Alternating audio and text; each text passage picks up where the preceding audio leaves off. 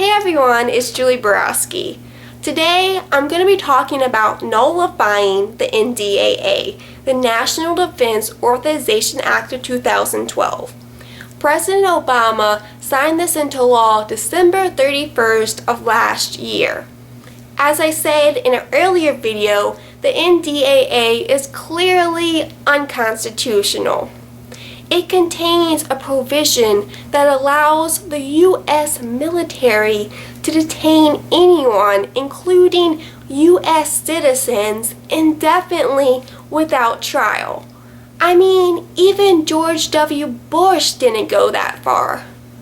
So what can we do about it? It's unlikely that the law is going to be repealed anytime soon. We can't count on the federal government to simply give up their power. The Supreme Court is also not a good option because between the years 1937 and 1995, the Supreme Court did not declare a single law unconstitutional, which is crazy because almost every single thing the federal government does is in fact unconstitutional. The Supreme Court is part of the federal government, of course. As Thomas Jefferson said, if the federal government has a monopoly on determining the extent of its own powers are going to grow regardless of separation of power. And that's exactly what has happened. The solution is nullification. Nullification is this idea that states can and must refuse to enforce unconstitutional federal laws. Thomas Jefferson and James Madison endorsed this idea. James Madison even said that states are duty-bound to resist any federal law that violates the Constitution. And anyone who says that nullification was used on behalf of slavery doesn't know what they're talking about.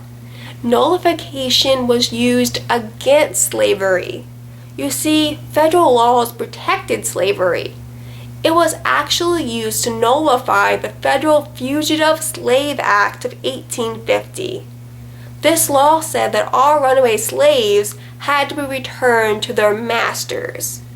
Nullification was used to resist this terrible law. Many states are already fighting back against the NDAA. According to the 10th Amendment Center, 10 states have already introduced legislation to nullify the law. The Virginia Senate voted for HB 1160 to nullify the NDAA last week. The vote was 39-1.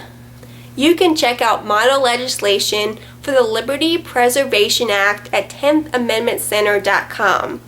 And be sure to call your representatives and ask them to introduce this legislation to nullify the NDAA.